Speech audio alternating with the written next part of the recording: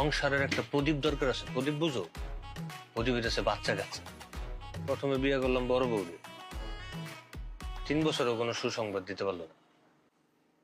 তারপর বিয়ে করলাম ময়ূরী তোমারে, তুমিও 2 বছরে কোনো সুসংবাদ দিতে পারলা না।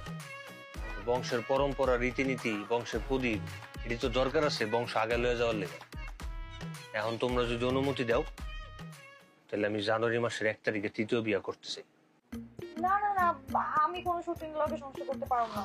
আচ্ছা থাক, আমি তোর লগে সংসার করতেছি না। তুই বাচ্চা দিতে পারছস? না আমি পারছি। না, তাহলে আমি যেরকম তোরে মাইনা নিছি, তোরে আর কারো না কারো মাইনা নিতে হবে। মোট কথা হইতাছে এই বাড়িতে সন্তানের দরকার আছে। যাক, তাহলে তোমরা দুইজনই অনুমতি দিছো। আলহামদুলিল্লাহ, আলহামদুলিল্লাহ। যাক, তাহলে তো তোমাকে অনুমতি পাওয়া গেছে। তাহলে সামনে যে জানুয়ারি মাসের 1 তারিখ আইতাছে, আমি 3য় বিয়েটা কইরা